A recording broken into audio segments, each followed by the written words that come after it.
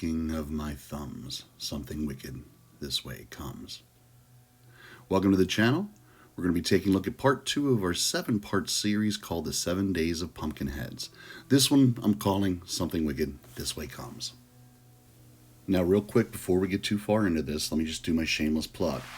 Take a moment, if you haven't done so already, click on that red button labeled subscribe down below the video. Of course, the like button also helps. Click on that one.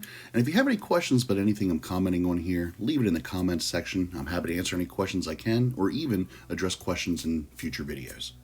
Okay, let's talk about the drawing. Now, a bit of a background here. This is the second of 7 different pieces all developed around this character, Merv Pumpkinhead. The character was used for a series of pieces that all went into a PowerPoint presentation I recently developed in the form of a Jeopardy game. So I basically used PowerPoint to create a Jeopardy game, put together with some questions and some artwork I developed, and then when the piece was ready, the PowerPoint was presented to a work group that I work with as something of a little kind of a Halloween fun. So this is again the second one. I got 5 more of these coming out throughout the rest of the week, and if you're interested, let me know in the comments, and maybe I'll take a look at putting up a video around how the PowerPoint was developed, and you can kind of see the final product. But for right now, we're just looking at one of the images that went into that bigger piece. And this was something that kind of got a dual purpose, a double use, if you will. So if we take a look at the composition, you can see that there's something going on where Merv Pumpkinhead is kind of attempting to crawl out of his grave. There's a graveyard behind him, a big full moon in the background. This was meant to work as something of an advertisement for the upcoming game that I was publishing to my, coworkers. In other words, this was something of an advertisement saying, hey, this is when we're going to do the game. Make sure you show up for this meeting. You definitely want to be there. And what ended up happening was this picture, when it was all said and done, had a little word balloon added to it that basically said the time and the date of when this game is going to take place. And again, it effectively worked as an ad almost. But I did put it to dual purpose. The second use for it was in the actual game itself when it came time to use some sort of a slide to explain that we were going to move into the next question. In this case, it was the final Jeopardy question, so to speak. And again, I don't want to get too much detail into this in the event that we kind of take a look at that PowerPoint a little bit later on. So with that background out of the way, let's just go ahead and focus our attention on the development of this piece, how it came together. And I'd like to start by talking a little bit about the composition. So the idea behind this is relatively simple. We have Merv crawling out of a grave, tombstone right behind him, and as something of a background or a setting, he's in a graveyard with some older tombstones in the background, some lean heavily to the side, etc. There's going to be a full moon in the background, and to lend a little bit of mood to this is going to be a very foggy kind of a background. It'll help kind of hide some of the landscaping as well to help it, give it something depth in 3 dimensions.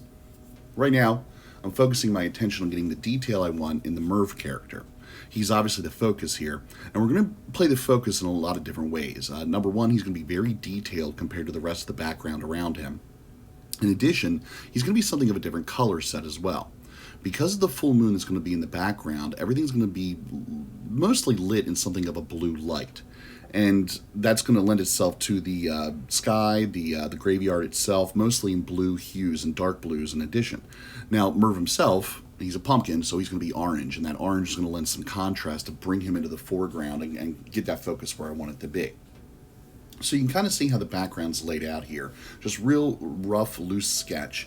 And I am going to do something a little bit different here, something that makes it a little bit different than some of my typical drawings. Typically I work in something of a comic book style where I'll do something of a final ink layer before I move into the coloring phase of any of the drawings that I do. This one I wanted to take a different approach in. I definitely wanted something very dark, very moody. I wanted something very detailed and textured. And so I chose a different set of brushes to use when I went through the painting phase of this. Instead of doing something of a final ink, I'm basically doing a detailed pencil layer. And once I'm happy with it, the brushes that I'm going to use are mostly going to be of the charcoal variety.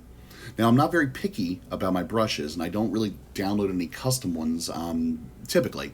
And this is a perfect example of that. When I say that I'm using special brushes, I really just mean I'm going into the set of charcoal type brushes that the Procreate software kind of gives to you by default. And so what I did was look in that set of charcoal tools and just found the ones that gave me the rough texture I was looking for. Some of them were relatively smooth, some of them were rougher, and depending on what I was trying to accomplish, I chose something from that charcoal set. Well, you see this happening right now in the moon. I got a nice little charcoal that I'm using to render in those craters in the moon's surface. Although I will admit freely here that I didn't really like the coloring on this. I thought it was a little bit dark, and it made the moon look like it was too much in the foreground and not recessed in the background like I wanted it to be.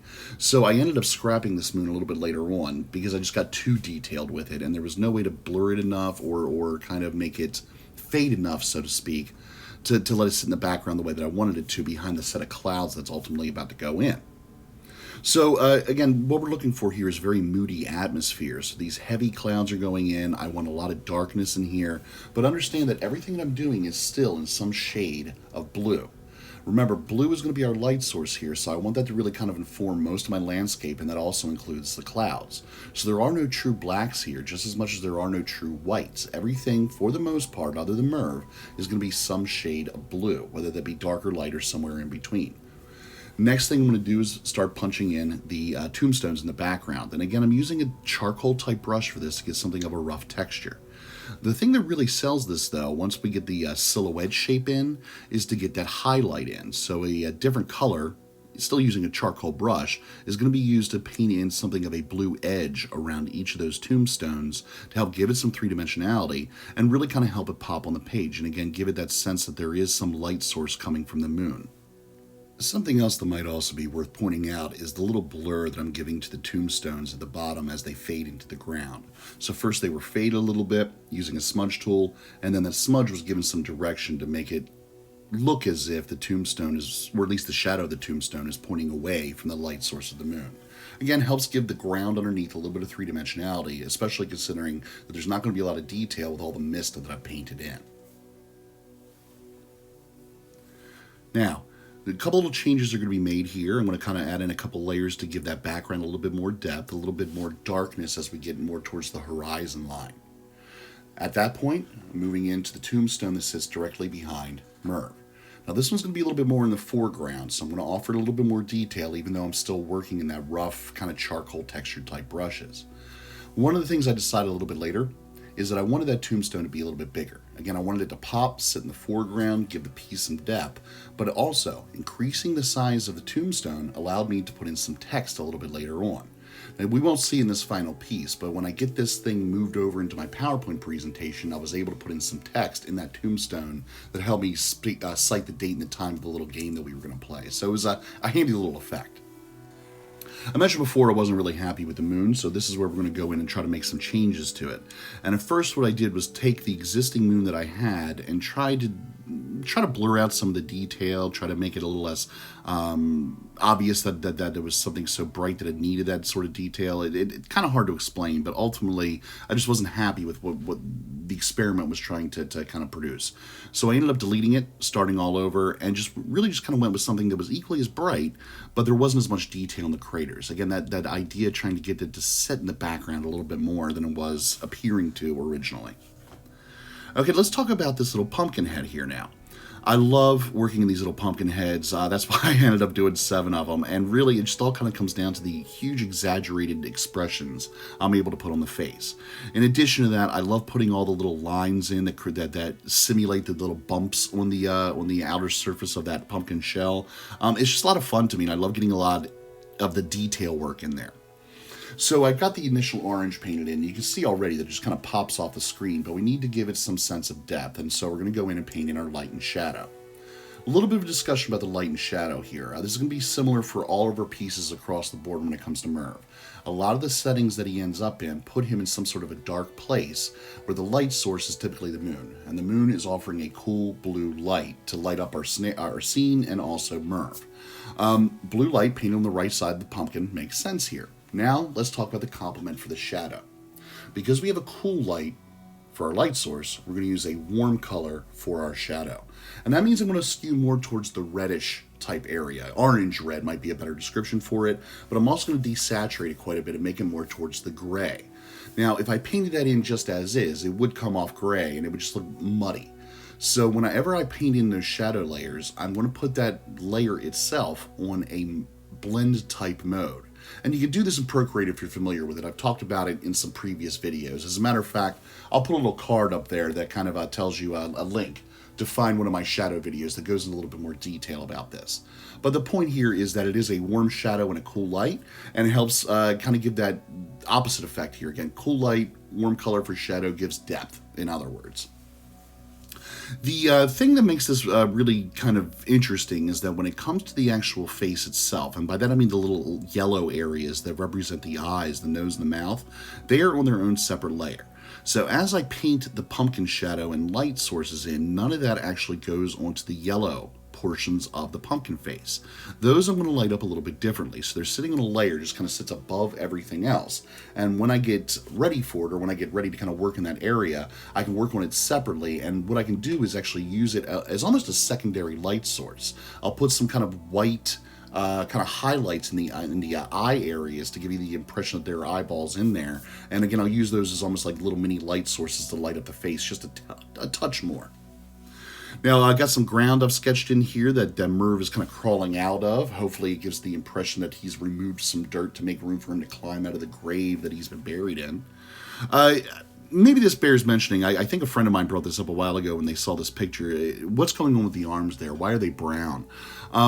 Let's just kind of keep in mind here that in my mind's eye, and hopefully yours as well, Merv is not a human being. He's not a person with a pumpkin on his head. He is literally a pumpkin creature. And as a result, he doesn't have a human body, even though it may look vaguely shaped like one.